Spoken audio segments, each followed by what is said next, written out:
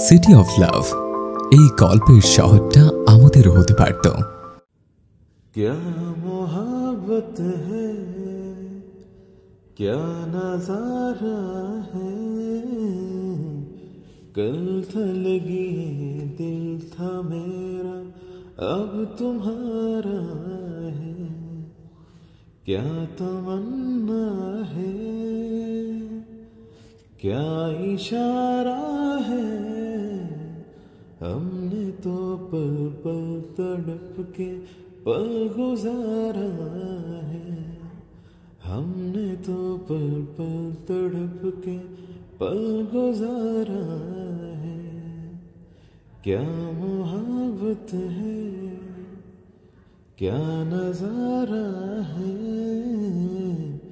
कल था लगी दिल था मेरा अब तुम्हारा है।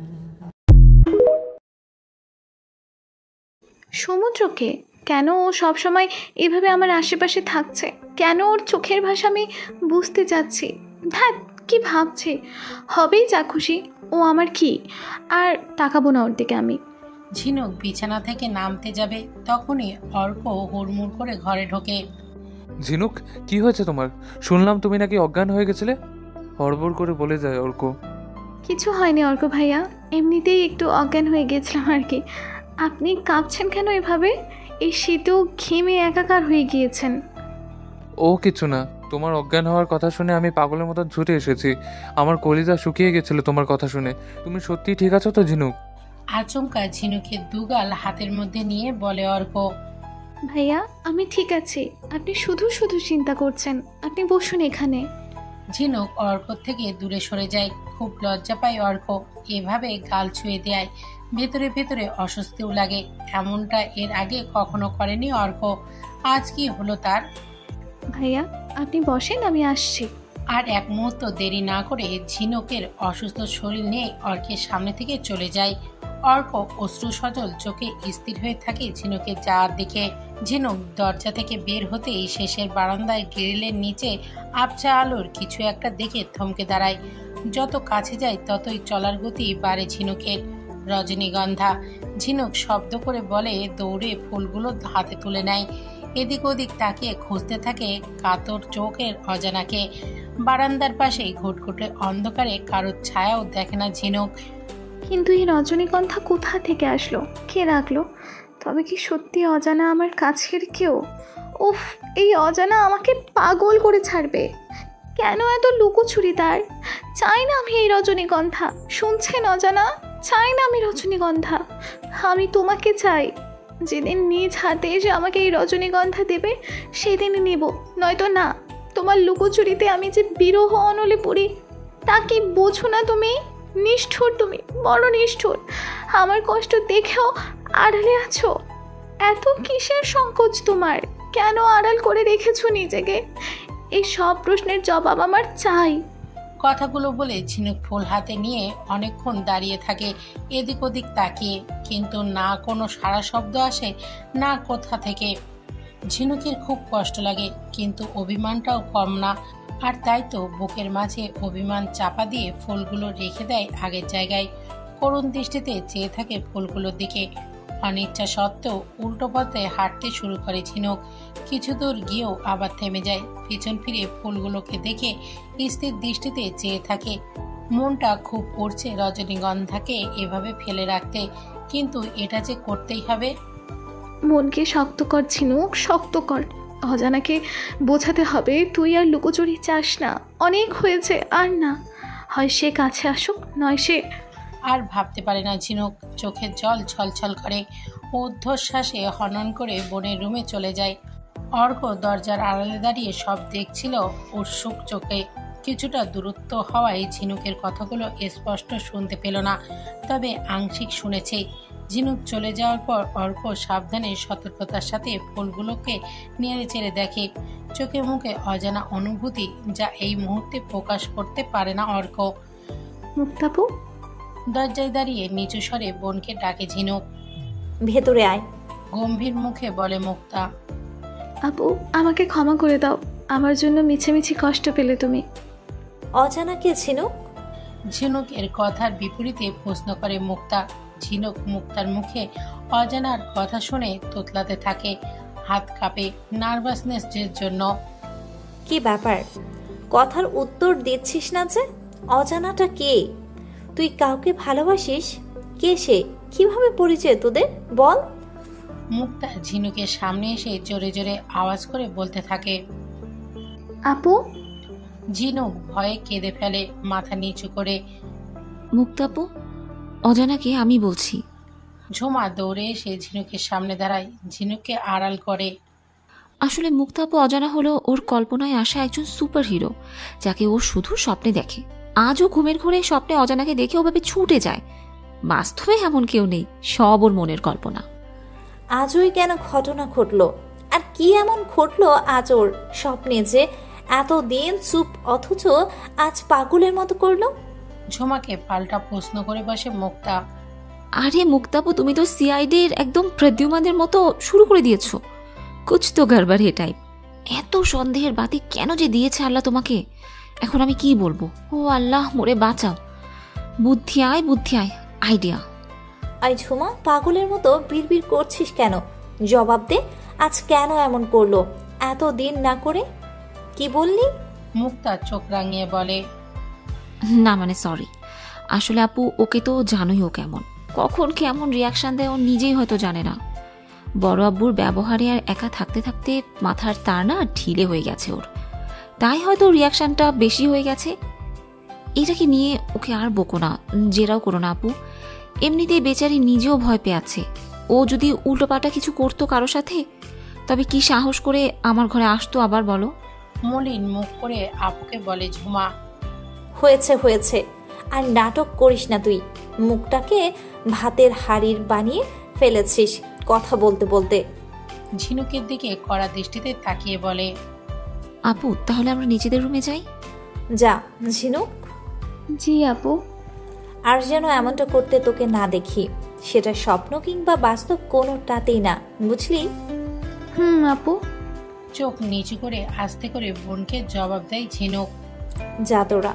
আপুর মুখে যা বলতে দেরি নাই, ঝুমা ঝিনুককে টান দিয়ে স্থান ত্যাগ করতে দেরি করে না। দরজার কাছে যেতেই দুলা ভাইয়ের সাথে দেখা হয়ে যায় দুজনের। কই যাও জোড়া কতর? যাও না, বলেন কই পালাও? কেন কেন পালাবো কেন? বাড়িতে কি ডাকাত করেছে নাকি? আসাদ ভুরু উঁচিয়ে চিন্তিত ভঙ্গিতে বলে। আরে দুলা ভাই, কি যে বলেন! আপনার বউয়ের মতো সিআইডি থাকতে এই গ্রামের আশেপাশের 10 গ্রামেও ডাকাত হামলা করবে না, সে বিষয়ে না আমি 100% নিশ্চিত। তা যা বলেছ শালিকা, এই ভয়ে তো একটা পরকিয়া করতে পারলাম না। দুলা ভাই কি বলেন? আপনি যদি চান আমি সেট করে দিতে পারি একটা। কি বলেন, ঠিক করবো একটা মেয়ে? আরে না রে ছোট গিন্নি, ওই বুড়ো বয়সে আর বউয়ের পিটুনি খেতে চাই না। একটাই অনেক আমার, আর তোমার বোনটাকে ছাড়া আমার অন্য কোথাও জমবে না। তোমার মুত্তাপ দেখলেই আমার সাথে এতকাল সংসার করে গেল, নয়তো আমার মতো বোকাশোকা পুরুষের সাথে কে সংসার করে বলো? আরে কি যে বলেন দুলা ভাই, আপনি মানুষটা বেশি ভালো, তবে বোকা শোকা নন। আমরা আপুকে দিয়ে আপনার মতো এত ভালো একটা ভাই পেয়েছি। আপনি আমাদের ভাইকে নিয়ে কিছু বলবেন না, বুঝলেন? আচ্ছা রে বাবা, বলবো না আর। কি ব্যাপার, আমার লক্ষ্মী বোনটা চুপচাপ কেন? বোন কি বকেছে তোমাকে ঝিনুক? ওর এত বড় সাহস আমার আদরের লক্ষ্মী বোনটাকে বকে? দাঁড়াও, আজ মুক্তাকে খুব বকবো। না দুলা ভাই, আমার কিছু হয়নি, আপুকে কিছু বলবেন না। আপু কিছুই বলেনি আমাকে। ঠিক আছে, বলবো না মুক্তাকে কিছু। একটু হাসো তাহলে। ঝিনুক অনিচ্ছা সত্ত্বেও হাসে দুলাভাইকে খুশি করার জন্য। দুলাভাইয়ের সাথে কথা শেষ করেই দুজন নিজেদের রুমের দিকে আসতেই ঝিনুকের চোখ পড়ে বারান্দার শেষে গ্রিলের নিচে। ঝিনুক দাঁড়িয়ে পড়ে, চোখ বড় বড় করে দৌড়ে ওখানে যায়। ঝুমা পেছনে অবাক হয়ে তাকিয়ে থাকে, সাথে ভয়ও পায়। এই মেয়ে অজানা অজানা করে পাগল হয়ে যাচ্ছে। এতদিন ওর মতো এমন হঠাৎ হঠাৎ চঞ্চল হয়ে ওঠা, এমন নম্রতাবিহীন করা রজনীগন্ধা পাওয়ার সব কিছু অনেক সাবধানে সামলেছে ঝুমা, কিন্তু আজ সে সবার সামনে চলে এসেছিল ভয়াবহ রূপে। ঝিনুকের পরিস্থিতি দিনকে দিন খারাপের দিকে যাচ্ছে এই রজনীগন্ধা আর অজানার জন্য। কোনোভাবেই অজানাকে সামনে আনা যাচ্ছে না। মানুষটা যে কাছেরও পরিচিত কেউ, সেটাও ঝুমা বুঝতে পারে। ওর সন্দেহের লিস্টে প্রথমে আছে সে হলো অর্ক। আর আজকে ঝিনুক অজ্ঞান হয়ে যাওয়ায় সমুদ্রর চোখে মুখে যে ভয় আর আতঙ্ক দেখেছে, তাতে সমুদ্রকেও সন্দেহ হয়। কারণ সমুদ্র অবির খালাতো ভাই। অবিদের বাসায় প্রায় আসা যাওয়া হতো ওর। অবি আর আমাদের বাসার পাশাপাশি। যদিও ঝিনুক সমুদ্রকে চেনে না, কিন্তু ঝুমার বদ্ধমূল ধারণা সমুদ্র ঝিনুককে চেনে। কিন্তু চূড়ান্ত সিদ্ধান্তে যাওয়া মুশকিল লাগে ঝুমার কাছে। এসব কথা ঝিনুককেও জানায় না, কারণ এতে ঝিনুকের ব্রেনের চাপটা বেশি পড়বে। ভাবতে ভাবতেই ঝুমা ঝিনুকের কাঁধে হাত রাখতেই দেখে মেয়েটার দু চোখ জল গড়িয়ে পড়ছে। কাঁদছিল কেন? ঝুমারে, ও রজনীগন্ধা নিয়ে গেছে। কে নিয়ে গেছে? অজানা আবার এসেছিল জানিস। এই এখানে রজনীগন্ধা রেখে গিয়েছিল।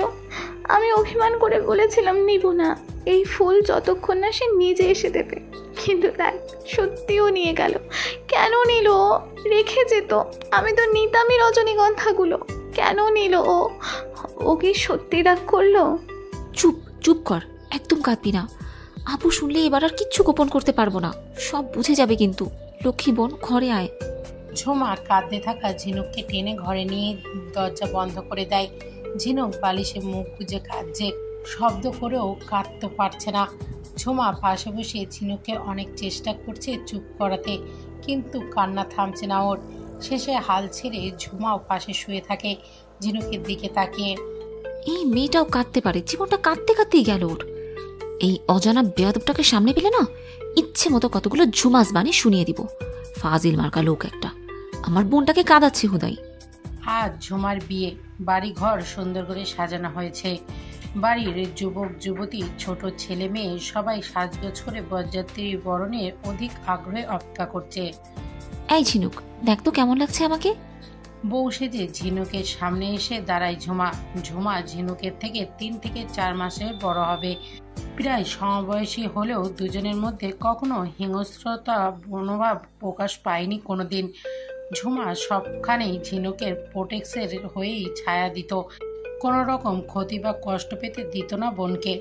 ঝুমাকে দেখে ঝিনুকের আজ কেন যেন মনে হচ্ছে মেয়েটা খুব বেশি সুন্দর। ভাসা ভাসা দুটি চোখ, ওষ্ঠ, সর্বদা লেগে থাকা হাসি, আর সবচেয়ে বড় কথা মেয়েটার মনটা খুবই ভালো। মায়াবতী মেয়ে একটা, মানুষকে খুব তাড়াতাড়ি আপন করে নিতে পারে। ঝিনুকের দৃঢ় বিশ্বাস, এই মেয়ে শ্বশুরালয় গেলে সবাইকে নিজের ফ্যান করে ছাড়বে। দেখা যাবে ওর শ্বশুরবাড়ির লোক ওকে কাজ ছাড়াই করতে চাইছে না। এভাবে ঝুমাকে নিয়ে কোনোদিন ভাবা হয়নি ঝিনুকের, কিন্তু আজ কেন ভাবছে তাহলে? আজ ঝুমার বাহিক্য সৌন্দর্যের মোহমায়া ঝিনুকের কাছে ঝুমার ব্যতিক্য সৌন্দর্যের সাথে সাথে ভেতরের সৌন্দর্যকেও তুলে ধরেছে উজাড় করে। বধূ সাজে সব মেয়েকেই অসাধারণ সুন্দর লাগে, ঝুমাকেও লাগছে। ঝিনুকের খুব ইচ্ছা করছে মেয়েটাকে গিয়ে একটু জড়িয়ে ধরতে, কিন্তু নিজের ইচ্ছেকে দমন করলো ঝিনুক। এই ভেবে যদি মেয়েটা এত শখের বিয়ে শ্বাসটা নষ্ট হয়ে যায়, কারণ বলা তো যায় না, জড়িয়ে ধরে আবেগে বেশি কাজ করতে পারে, আর তখন কান্নারও জুড়ে দিতে পারে।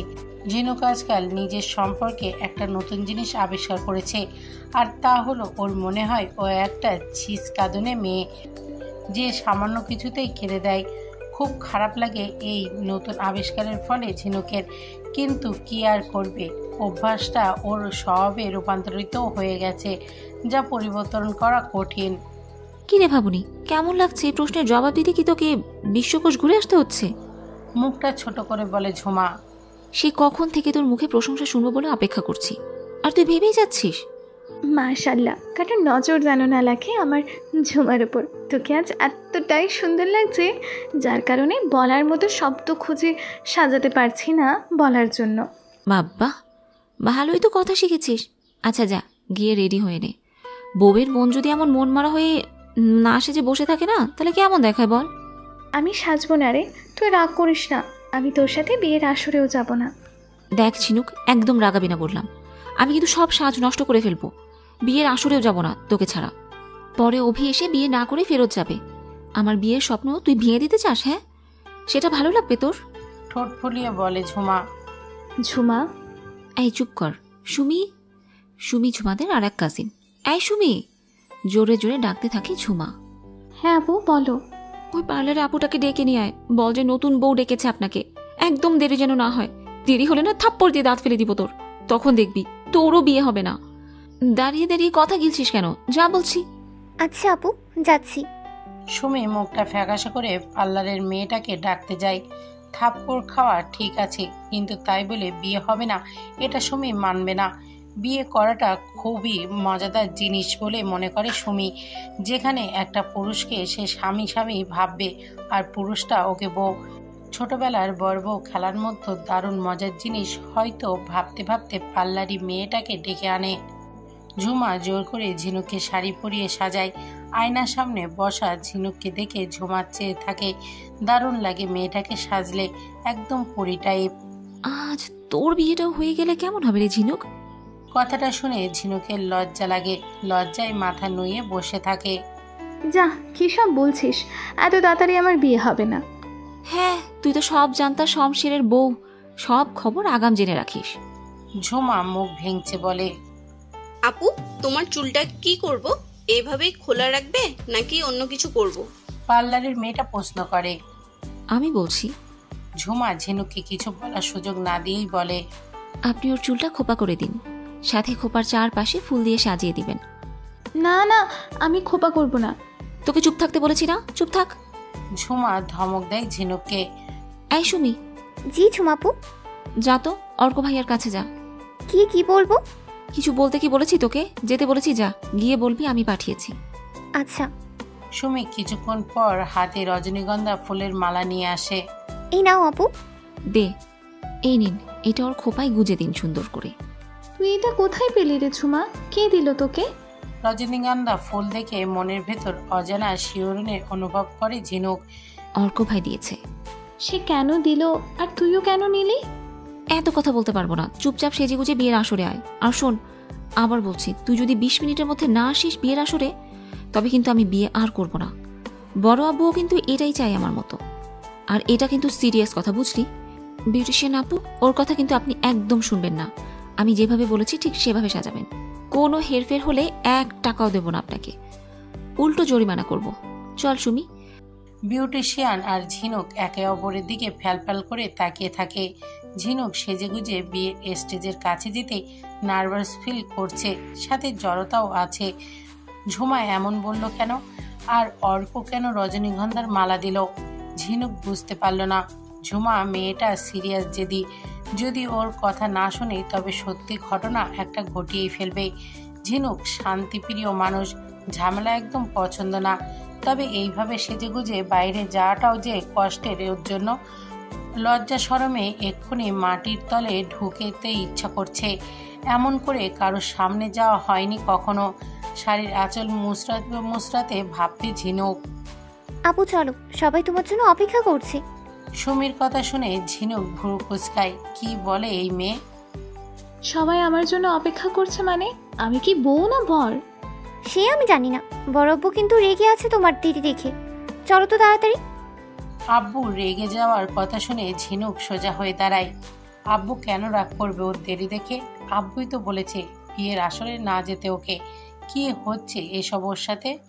আপু চলো না, চলো। সুমি ঝিনুককে টানতে লাগলো। ঝিনুক সুমির সাথে মাথা নিচু করে আঁচলটা ফিট অব্দি টেনে বিয়ের আসরে গেল। ওই যে এসেছে আমার মা লক্ষ্মী, আসো মা। অর্কের মা এসে ঝিনুকের হাতে ধরে নিয়ে অর্কের পাশে দাঁড় করালো। ঝিনুক তো পুরোপুরি শক। কি হচ্ছেটা কি ওর সাথে? নিচের দিকে তাকিয়ে চোখ বড় বড় করে ভাবে ঝিনুক।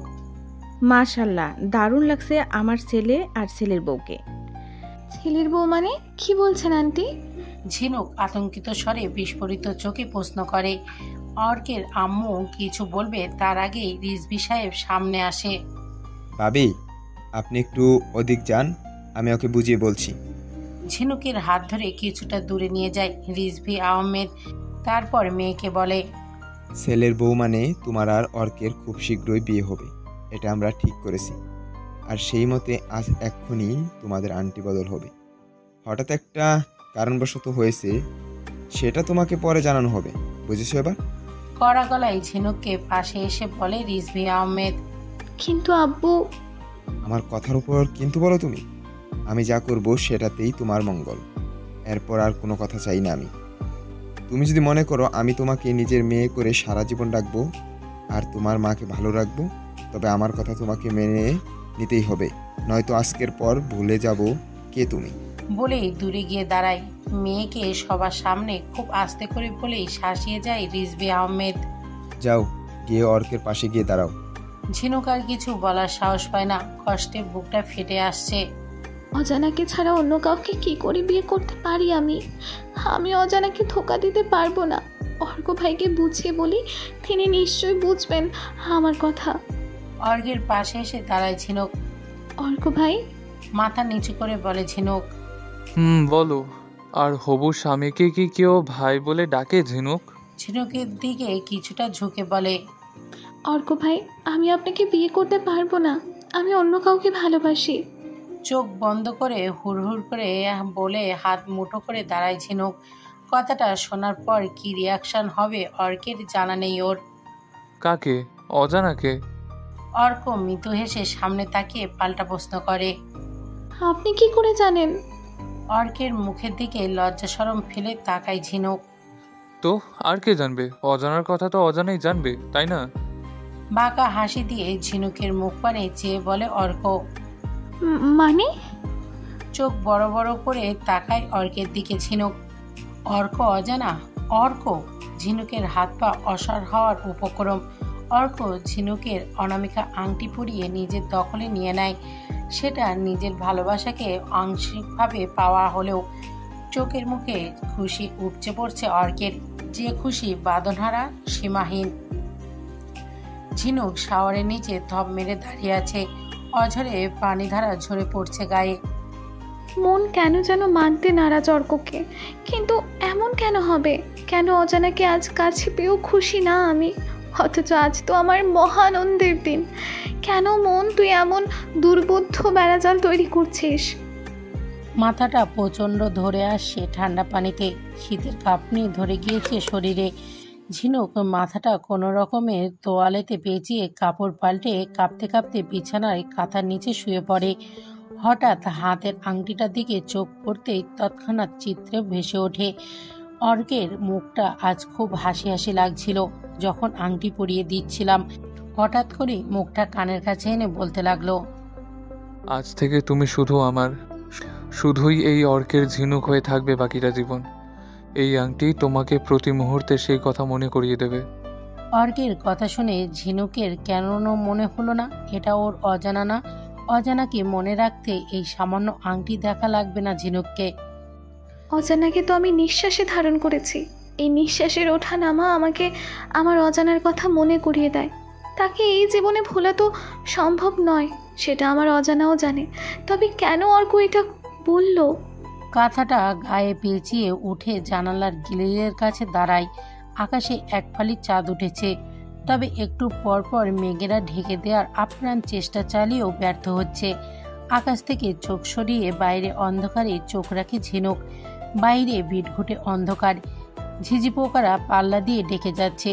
ঝিনুকের এখানে দাঁড়িয়ে থাকতে খুব ভয় করছে, কিন্তু এখান থেকে নড়তেও ইচ্ছা করছে না। কি একটা দ্বিধা। ঝুমাটাকে বড্ড মনে পড়ছে। ওর বিদায়ে সবাই খুব কেঁদেছে। ছোট কাকির তো কাঁদতে কাঁদতে বেহাল দশা। দু একদিন বিছানা ছেড়ে উঠবেন বলে মনে হয় না। আর তিনি, পুরো বাড়ির আবহাওয়া কেমন কেমন ভারী ভারী লাগছে। আজ রাতে ঘুমও হবে না আমার। কি করে হবে? বাতি বন্ধ করে অন্ধকার ঘরে একা এই ঘরের বিছানায় শুতেই তো পারবো না। অন্ধকারে প্রচণ্ড ফোবিয়া কাজ করে আমার। মনে হয় কেউ আশেপাশে শুয়ে আছে।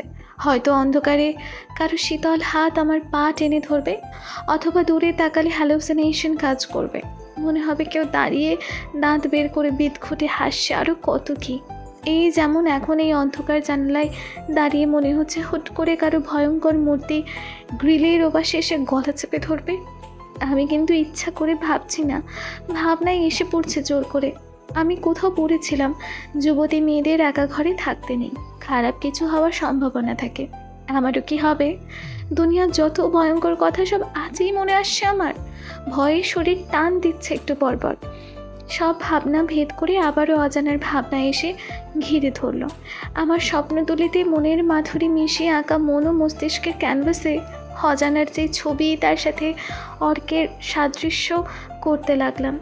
জানালায় দাঁড়াতেই এবার আর সাহসে কুলাচ্ছে না, তাই জানালা বন্ধ করে বিছানায় এসে বসলাম।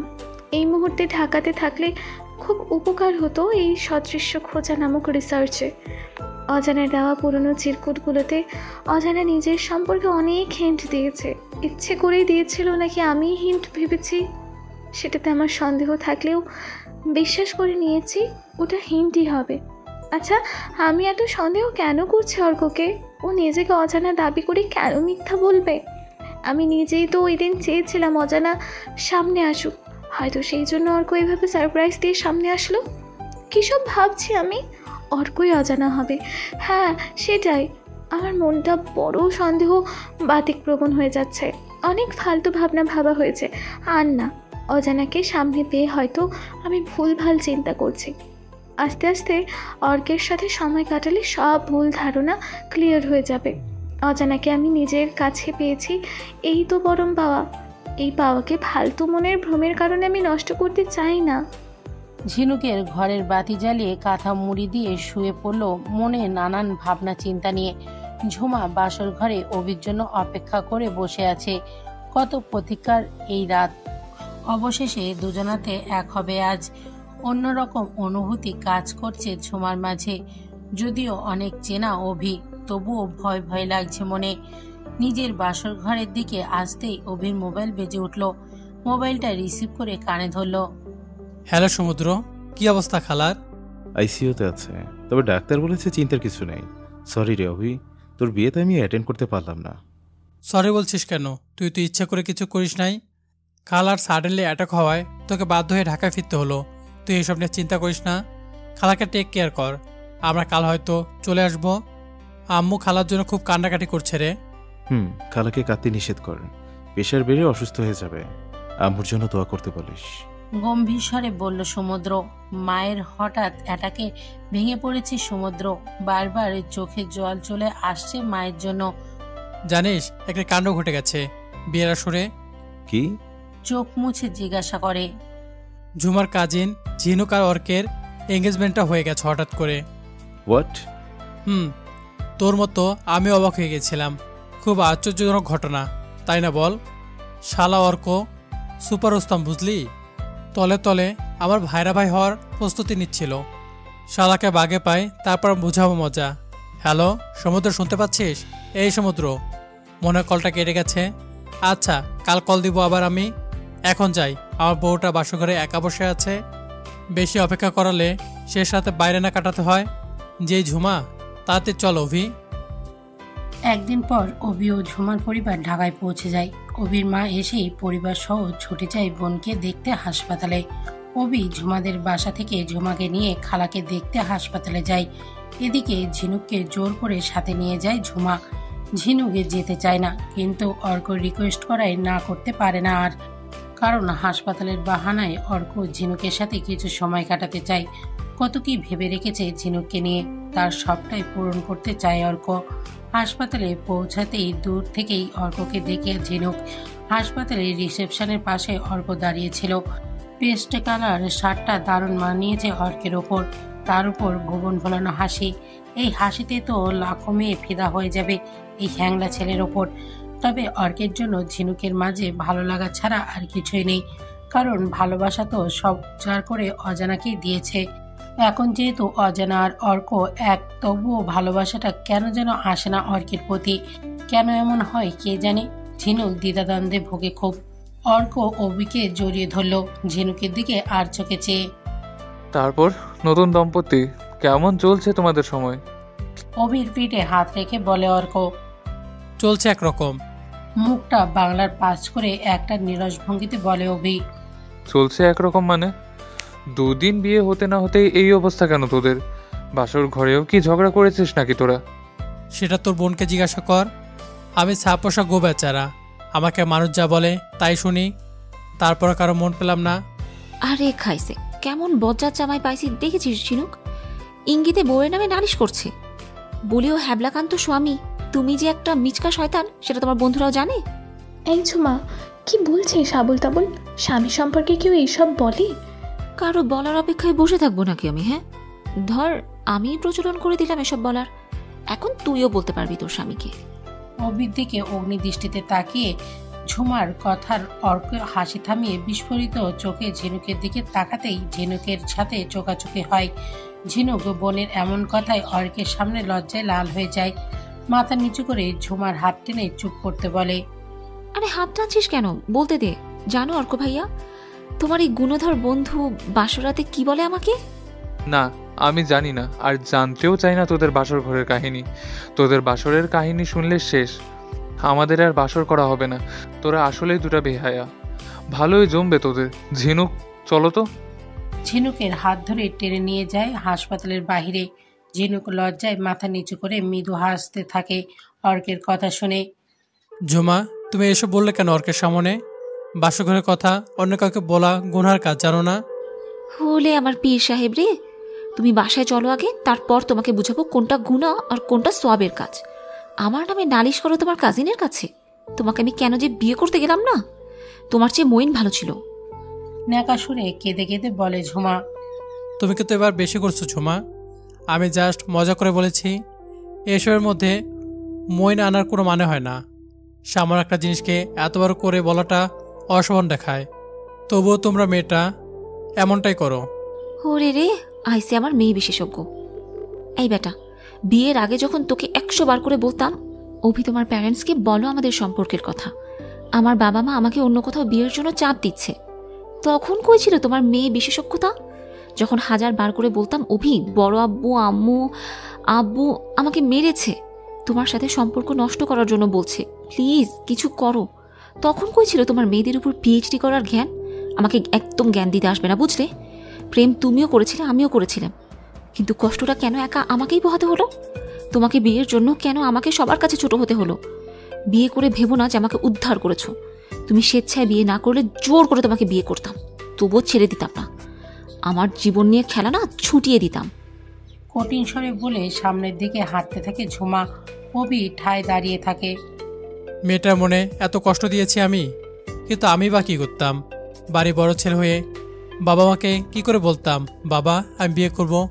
বেকার ছেলের মুখে বাবা আমি বিয়ে করব কথাটা সাজে না। আমি চেয়েছিলাম একটা ভালো চাকরি করে তারপর বিয়ে করতে, কিন্তু ঝুমার প্রতিনিয়ত বিয়ে বিয়ে শুনে মেজাজটা বিগড়ে যেত আমার। আমি শুধু নিজের কষ্টটাই বড় করে দেখেছি। ঝুমা মেয়ে হয়ে যে কষ্টটা করলো আমাদের ভালোবাসা টিকে রাখতে, তার মূল্যায়ন করতে পারিনি আমি সত্যি অপরাধী। অভি দৌড়ে গিয়ে ঝুমার হাতটা ধরে, কয়েকবার সরি বলে, কিন্তু কষ্ট যখন শরীর ভেদ করে হৃদয়ে আঘাত করে, সেই কষ্টের অ্যান্টিডোট সহজে কাজ করে না তখন। ঝুমার ক্ষেত্রেও তাই। অভিকে নিজের চেয়েও বেশি ভালোবাসে, কিন্তু তাই বলে অভির দেওয়া নিষ্ঠুর কষ্টগুলো ভুলে যাবে না। অভিকেও সেটা বুঝতে হবে। অর্ক আর ঝিনুক হাসপাতালের পাশে একটা রেস্টুরেন্টে বসে আছে মুখোমুখি। ঝিনুক চোখ নিচু করে টেবিলের দিকে তাকিয়ে আছে, মনের মধ্যে জড়তা আর লজ্জা নিয়ে। অর্ক নিষ্পলক চেয়ে আছে ঝিনুকের দিকে। মেয়েটার চোখ দুটোর গভীরতায় ডুবে মরতে চাই বারবার। নিকাব সরিয়ে যদি মুখটা দেখা যেত ঝিনুকের, খুব ইচ্ছা করছে অর্কের ঝিনুকের লজ্জায় লাল হওয়া মুখটা দেখতে। ফর্সা গাল লজ্জায় হয়তো লাল টমেটো হয়ে গেছে। পরক্ষণেই আবার ভাবল, ভালোই হয়েছে মুখটা না দেখে, এতে করে নিজেকে সামলে নেওয়া যাচ্ছে। মুখটা দেখলে নিজেকে দমিয়ে রাখা যেত না। এই মেয়েটাকে ভালোবেসে বুঝি কোনোদিনও মন ভরবে না আমার। Sir, order. ওয়েটার বয় এসে পাশে দাঁড়াতে অর্ক ঝিনুকের সামনে ঝুঁকে এসে বলে, কি খাবে বলো? কিছু খাবো না। এইটা বললে আমাকে কিন্তু রেস্টুরেন্টের মালিক ধরে ধুলাই দেবে, বুঝলে? কেন? তাহলে আপনি যা ভালো মনে করেন তাই অর্ডার করুন। আতঙ্কে চোখে অর্কের দিকে তাকিয়ে বলে ঝিনুক। ভয় পেয়ে গেলে? আরে বোকা, আমি তো মজা করছিলাম, তুমিও না। আচ্ছা বলো কি খাবে? আপনি কিছু মনে না করলে একটা কথা বলি? মনে না, অন্তরে তোমার কথা রেখে দেবো আমি, তবে সেটা ভালোবাসা দিয়ে। এখন বলো কি বলতে চাচ্ছ? আমি মেকআপ সরিয়ে খেতে পারবো না, সবার সামনে এভাবে খাওয়াতে আমি অভ্যস্ত নই। Shit, I am really sorry Jhinuk, আমার মাথায় কেন আসলো না এই কথা। আমি নিজেও তো এটা জানি, তারপরও তোমাকে বেপরদা হতে বললাম। প্লিজ আমাকে ক্ষমা করে দিও। ঠিক আছে, সরি বলা লাগবে না, আপনি তো ইচ্ছে করে বলেননি। আর আমি না বলার পরও যে আমাকে খেতে জোর করেননি, এতেই আমি খুশি। থ্যাঙ্কস ঝিনুক, তুমি সত্যি আমাকে ভালো বোঝো। তোমাকে ছাড়া আমি অচল পয়সার মতো। সারা জীবন এইভাবে পাশে রেখো আমাকে। আমি তোমার জন্য পাপ পুণ্য সব করতে পারবো, কিন্তু তোমাকে হারাতে পারবো না। ঝিনুক অর্কের কথাই অস্থিরতা ও অন্যরকম ভালো লাগা অনুভব করে। অর্ক অজানা হয়ে ওকে এত ভালোবাসা দেবে সেটা ভাবনার বাইরে ছিল ঝিনুকের। তবুও মনের ক্যানভাসে আঁকা ছবির সাথে অর্ককে মেলাতে গেলেই দ্বন্দ্ব লেগে যায় মনে। মনটা এমন করে কেন বুঝি না। আচ্ছা, মনই কি মেনে নিচ্ছে না নাকি আমি? কিন্তু আমি তো অর্ককে পছন্দ করতাম, তবে অজানা হিসেবে মানতেই মন সায় দিচ্ছে না কেন? হয়তো পছন্দ আর ভালোবাসা এক হতে পারছে না। পছন্দ তো অনেককেই করা যায়, কিন্তু ভালো তো মানুষ একজনকেই বাসে, যার স্থান দ্বিতীয় কাউকে দেওয়া যায় না। অর্ককে সে ভালোবাসার জায়গায় আনতে সময় লাগবে মনে হয়, কারণ ভাবনা আর বাস্তবতা এক নয়। ঝিনুকের ইচ্ছা করে অর্ককে জমিয়ে রাখা আর সব কথা বলতে, যা এতদিন জমিয়ে রেখেছিল অজানাকে বলার জন্য, কিন্তু বলতে চেয়েও বলা হচ্ছে না। কি যেন এক বাধা হেসে যাচ্ছে কণ্ঠে।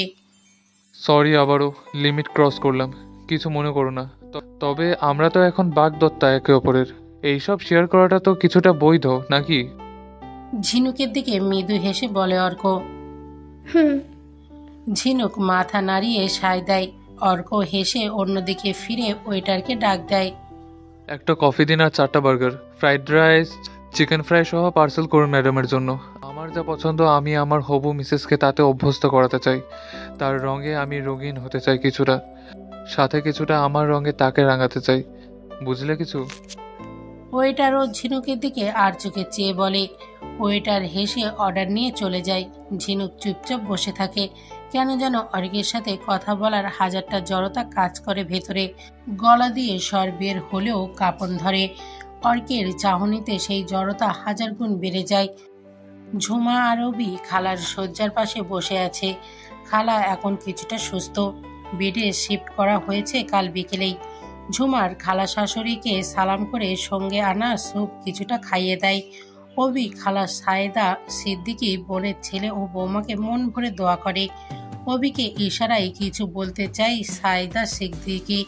অবির খালা ইশারা বুঝে ঝুমাকে মাকে ডেকে আনার বাহানা দিয়ে বাইরে পাঠিয়ে দেয়।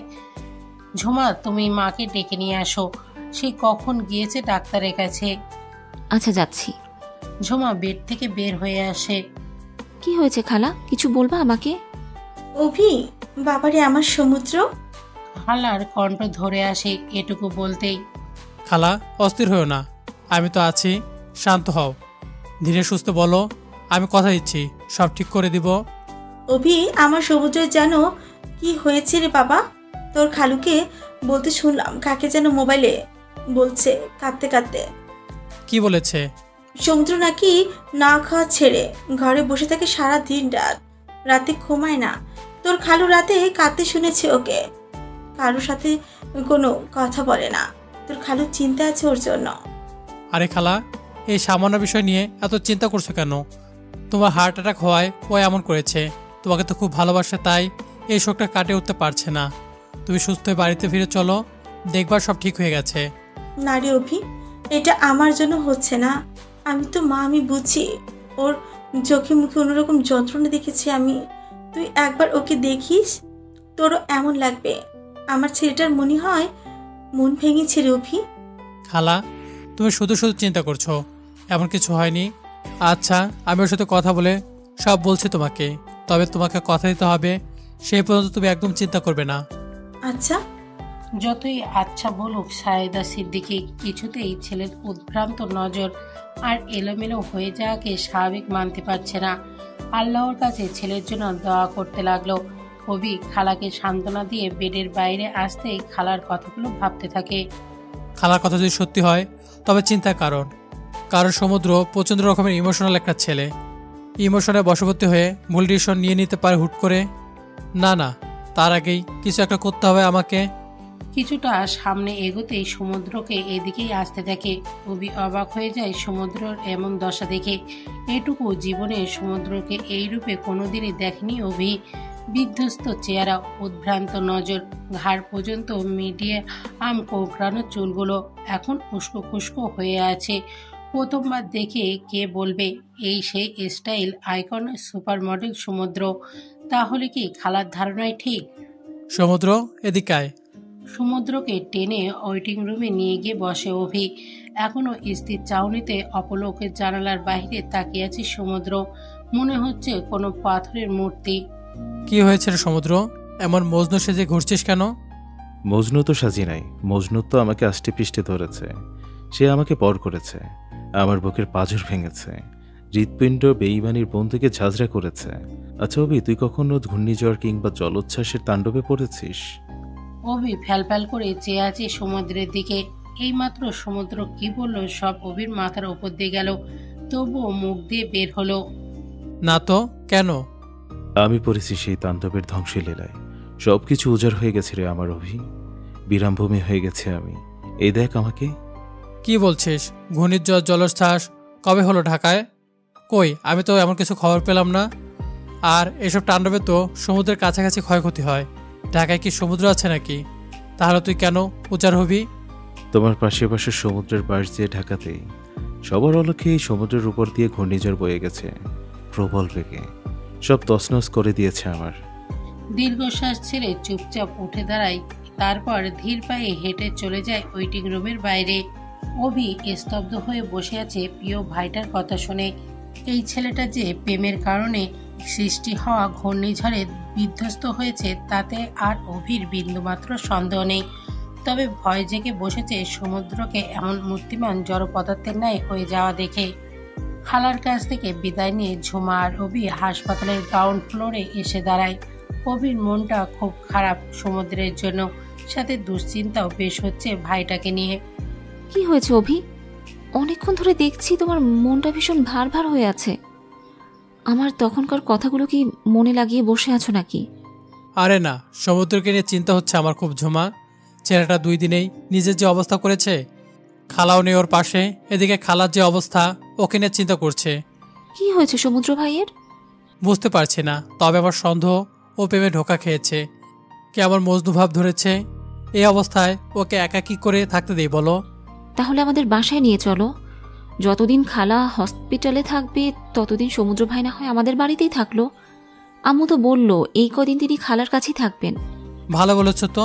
আমি একটা কাজ করি, সমুদ্রকে নিয়ে আসি, তারপরে একসাথে বাড়িতে যাব, কি বলো? তাই বেশ হবে।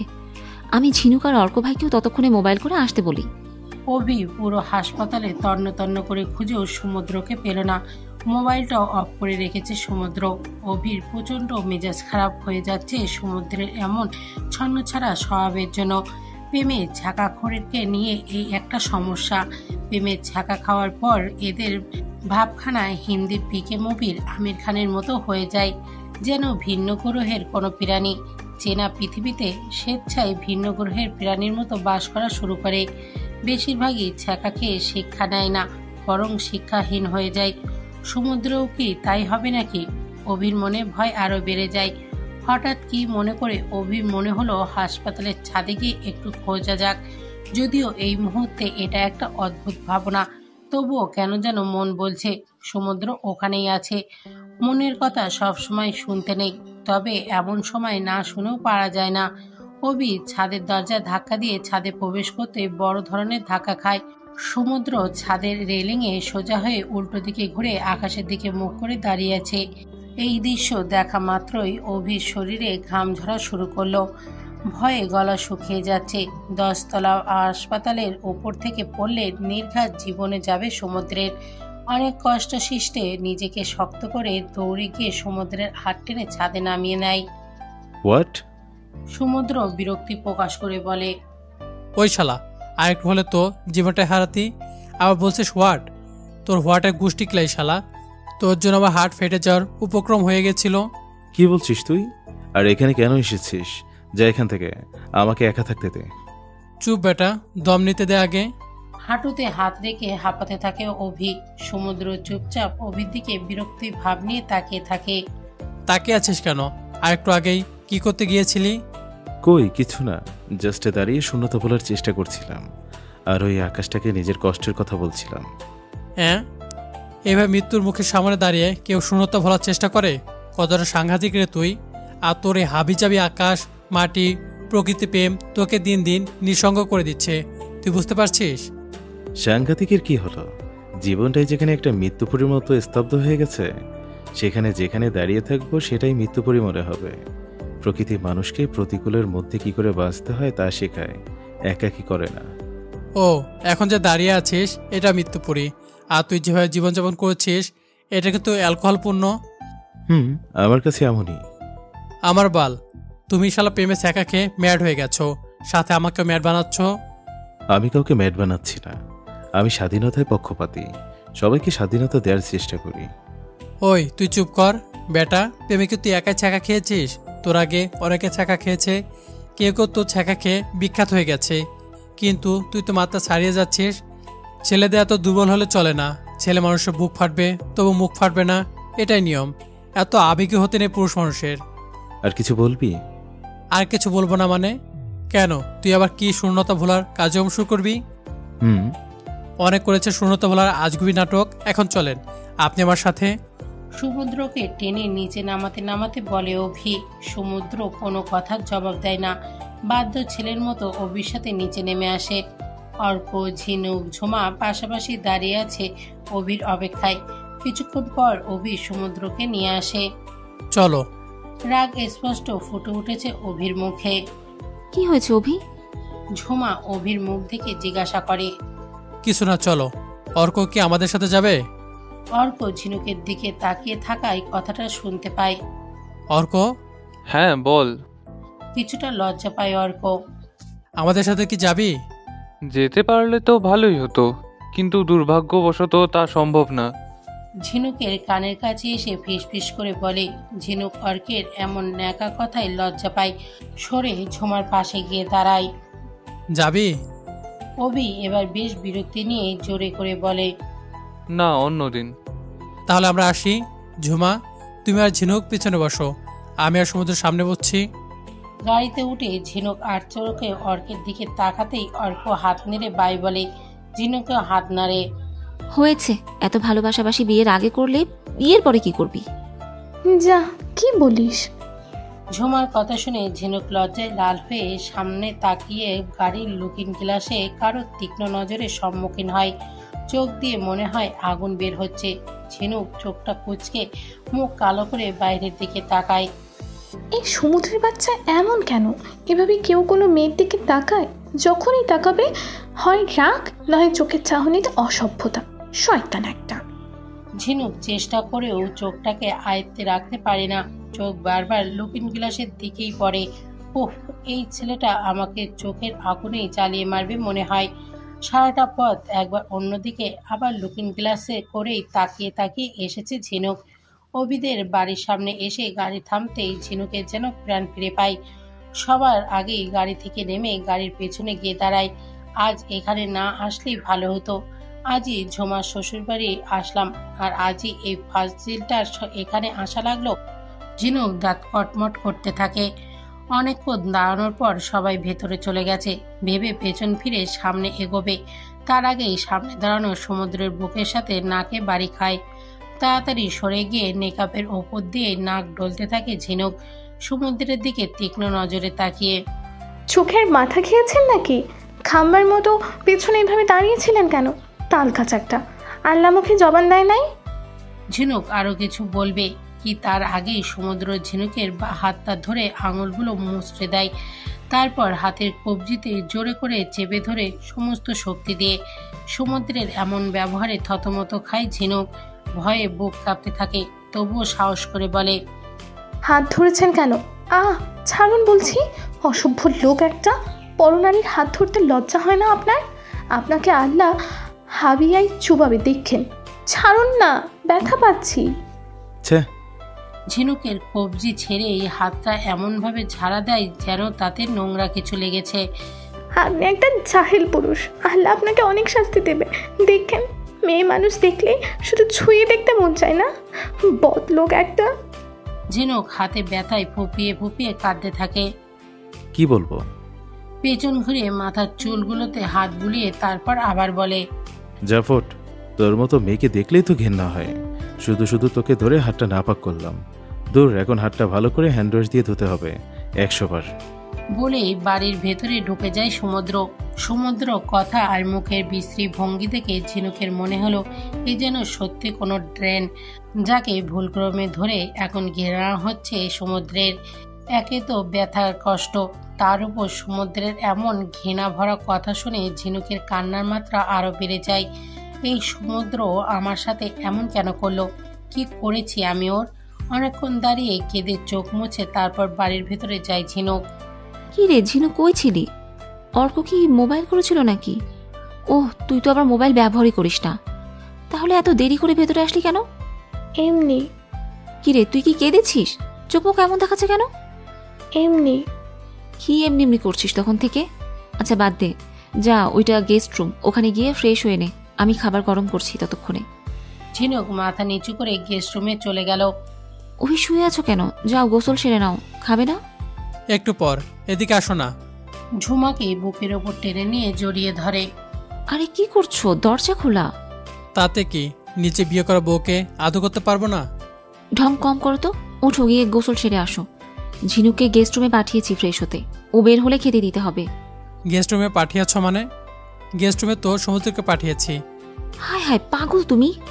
আরে যাক, গেস্ট রুমে ঝিনুক সমুদ্রকে দেখলে আপনা আপনি বের হয়ে আসবে, ততক্ষণ আমরা একটা রোমান্স করি।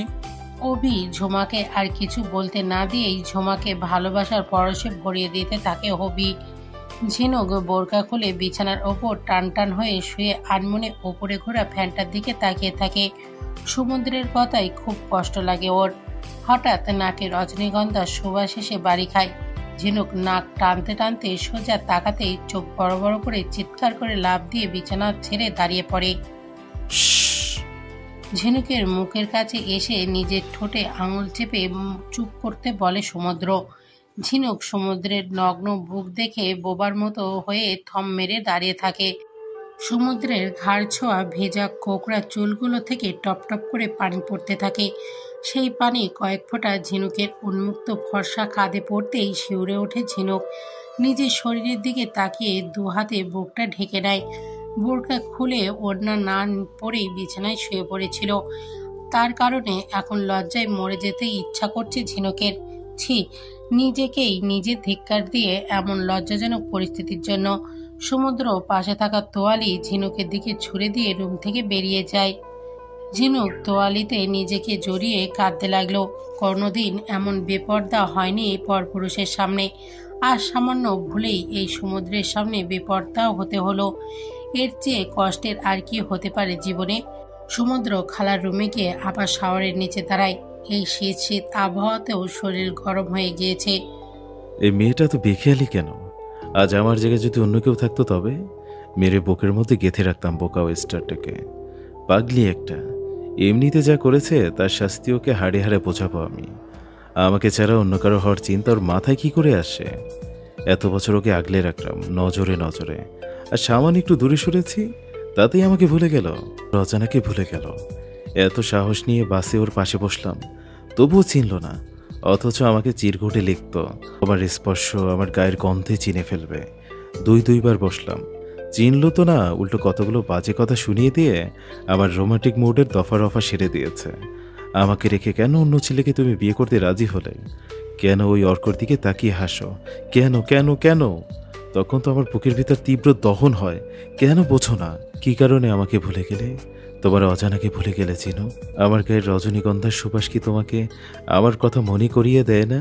মনে করিয়ে দেয় না আমি বলেছিলাম আমার উপস্থিতি তোমাকে রজনীগন্ধার সুবাসে মাতোয়ারা করে রাখবে? তবুও তুমি চিনলে না। চিনলে তোমাকে নিয়ে চিরকুটে গাওয়া সেই লাইনগুলো। আমি তো চেয়েছিলাম অবির বিয়ের পর তোমাকে বড় ধরনের সারপ্রাইজ দেব, তোমার বাবার কাছে গিয়ে বিয়ের প্রস্তাব দেব, আমার অর্ধাঙ্গিনী করে সারা জীবনের জন্য পাশে রাখবো। আমি তো জানি আমার রয়েসটা সবার চেয়ে আলাদা। তুমি তো বিবাহ বহির্ভূত মেলামেশা পছন্দ করো না, তাই তো সামনে আসিনি। আমার ভালোবাসাকে পবিত্র রেখেছি সকল হারাম কাজ থেকে। শত কষ্টেও সামনে আসিনি। তোমাকে না জানিয়ে বাসরাতে যখন তুমি কাঁদতে তোমার অজানাকে হারিয়ে, তখন আমি হাঁটু মুড়ে বলতাম এই নজরে ছিলে, আজ থেকে দুপহর মাঝে রবে। তোমার প্রতি রাত প্রতিদিন আমি রজনীগন্ধার সুবাসে রাখবো মাতিয়ে। ভালোবাসি বললেই আমার ভালোবাসার বহিঃপ্রকাশ শেষ হবে না।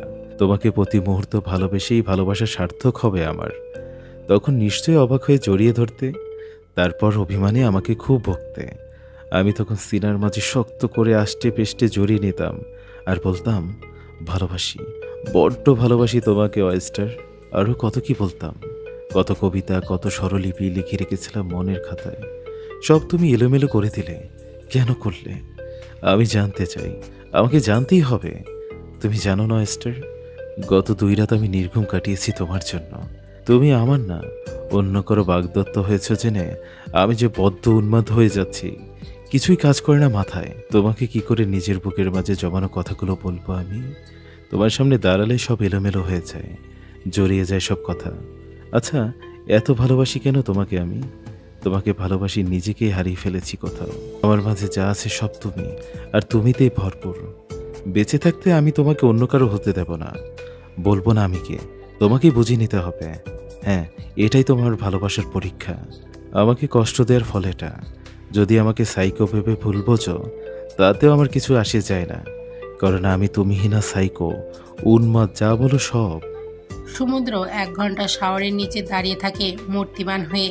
শরীরের টেম্পারেচার মাত্রাতিরিক্ত বেসামাল হয়ে যায় ওয়েস্টারকে অভাবে দেখে। এই সমুদ্র, এতক্ষণ ওয়াশরুমে কি করছিস? ঠান্ডা লেগে যাবে তো। বের হয়ে খেতে আয় তাড়াতাড়ি। অভি কয়েকবার টোকা দিয়ে শাওয়ার বন্ধের আওয়াজ পেলে রুম থেকে বেরিয়ে যায়। ঝিনুকের খেতে যেতে ইচ্ছা করছে না, তবুও যা লাগবে, নয়তো ঝুমা 100টা প্রশ্ন করবে। এইসব কথা শুনলে কষ্ট পাবে, পরে চিন্তা শুরু করে দেবে আমার জন্য। থাক ঝিনুক, নতুন নতুন বিয়ে হয়েছে ঝুমার, এখন ওকে নিজের সমস্যার কথা না বলাই ভালো। চুপচাপ মাথা নিচু করে খেয়ে চলে আসবো।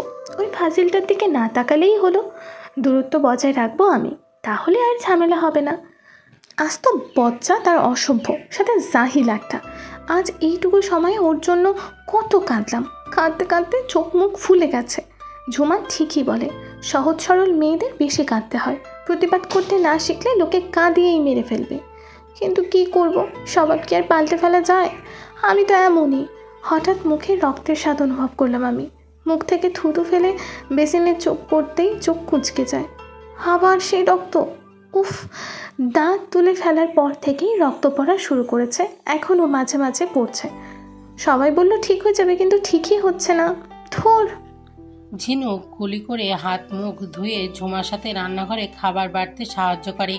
ঝিনুক টেবিলে সালাতের বাটিটা রাখতেই কেউ টুক করে একটা শসা স্লাইড নিয়ে দেয়।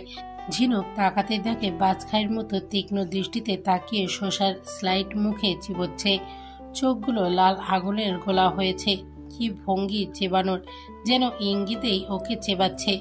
ঝিনুকেও রাগ চরমে পৌঁছে গেছে, কিন্তু কিছু না বলে মাথায় ওড়নাটা আরেকটু সামনে টেনে সরে যেতে চায়। কি সমুদ্র সামনে এসে পথ আগলে দাঁড়ায়। আর ঠিক তখনই ঝিনুকের নাকে রজনীগন্ধার পারফিউমের সুবাস এসে লাগে। এমন কেন হয় সমুদ্র কাছে আসলে? বাসে কিংবা বাড়িতে যখন সমুদ্র আমার পাশে বসেছিল তখনও পেয়েছিলাম। রাগে ভুলেই গিয়েছিলাম বিষয়টা। এই ছেলেটার পারফিউম পেল না, শেষ পর্যন্ত আমার রজনীগন্ধার সুবাসের পারফিউমে লাগাতে হলো। অসভ্য একটা, আবার পথ আগলে দাঁড়িয়েছে। মনে মনে বলে মাথা নিচু করে ঝিনুক। ঝিনুক সমুদ্রের সামনে থেকে পাশ কাটাতে চাইলে সমুদ্র সেদিকে হাত বাড়িয়ে পানির গ্লাস নেয়। অন্য পাশে ঘুরতে গেলে সমুদ্র পানির গ্লাসও সেদিকে দাঁড়িয়ে পানি খায়। ঝিনুকের রাগেই মাথার চুল ছিঁড়তে ইচ্ছা করছে। না, নিজের চুল কেন ছিঁড়বো? এই বান্দরটার চুল ছিঁড়বো। কিন্তু এটার সাথে কথা বললেই বলা যায় না, তখনকার মতো আবার ইনসাল্ট করে বসতে পারে। তার চেয়ে ইশারা ইঙ্গিতে শিক্ষা দিতে হবে বাঁদরটাকে। ঝিনুক কায়দা করে কোনো রকমে সমুদ্রের সামনে থেকে সরে দাঁড়ায়। এই ঝুমা, তোর এই তালগাছ মার্কা দেবরের মাথায় কি গোবর ভরা রে? রান্নাঘর থেকে বেরোনো ঝুমাকে উদ্দেশ্য করে বলে ঝিনুক। ঝিনুকের মুখের কথা শুনে মুখ ফসকে পানি ছিটকে পড়ে নাকে উঠে যায় সমুদ্রের। খুক খুক করে কাশতে থাকে ঝিনুকের দিকে তাকিয়ে। সমুদ্র ভাইয়া ঠিক আছেন তো? সমুদ্র হাত উঁচিয়ে, তারপর 2 হাত মুঠো করে বৃদ্ধা আঙুলে উঁচিয়ে ঝুমাকে ওকে বলে কাশতে থাকে। কেন, কি হয়েছে? ঝুমা ঝিনুকের কানের কানে ফিস ফিস করে বলে, আরে ফিসফিস করছিস কেন? বলছি শোন, আর তোর এই তালগাছ মার্কা দেবরটাকেও মাথায় ঢুকিয়ে নিতে বল কথাগুলো। দাঁড়িয়ে দাঁড়িয়ে পানিয়ে খাওয়া আর শয়তানের মূত্র খাওয়া সমান। এবার তোর দেবরকে জিজ্ঞাসা কর, এতক্ষণ যে দাঁড়িয়ে দাঁড়িয়ে শয়তানের মূত্র খেলো তাতে পেট ভরেছে নাকি আরও খাবে? সমুদ্রের দিকে মুখ কালো করে বলে ঝিনুক। সমুদ্র কোমরে হাত রেখে কাঁচতে কাঁচতে বোকা হাসি দেয় ঝিনুকের দিকে তাকিয়ে। অসভ্য একটা। মুখটা শক্ত করে বলে চেয়ারে বসে পড়ে ঝিনুক। সমুদ্রের শার্ট মুখের পানি ফসকে যাওয়াই ভিজে যায় কিছুটা, তাই অভির একটা কালো টি শার্টে নিয়ে খালার রুমে গিয়ে পাল্টে এসে খাবার খেতে বসে। ঝিনুকের এখানে বসে খেতে খুব অস্বস্তি হচ্ছে। এই সমুদ্রটা খাচ্ছে কম, এদিকেই তাকিয়ে আছে বেশি, বিরক্তিকর। এভাবে কেউ হাঁ করে তাকিয়ে থাকলে খাওয়া যায়? ঝুমা আর অভি নিজেদের মধ্যেই ব্যস্ত, অন্যদিকে ফিরেও তাকাচ্ছে না, শুধু মাঝে মধ্যে বলছে তোরা খা, ব্যাস। তারপর আবারও তাদের খেতে খেতে রোম্যান্স শুরু। আমি ওদের দিকে তাকিয়ে আছি দেখে এই সমুদ্রের ঠোঁটে দুষ্টু হাসি স্পষ্ট ফুটে উঠতে দেখছি। মরার চোখ এতবার বলি ওদিকে তাকাস না, না শুনছেই না। একটু পর এই অসভ্যটার দিকে ঠিকই তাকাচ্ছে আর আমাকে ওর অসভ্য নজরের যন্ত্রণায় বিরক্ত করছে। এই যে শুনছো মাই প্রিয় শ্রোতা বন্ধুরা, তোমরা শুনছো সিটি অফ লাভ প্রেরিত প্রেমে সিক্ত গল্প। আর আমাদের সাথে পথ চলতে do like, comments and share. আর সাবস্ক্রাইব করতে কিন্তু একদম ভুলবে না। টাটা।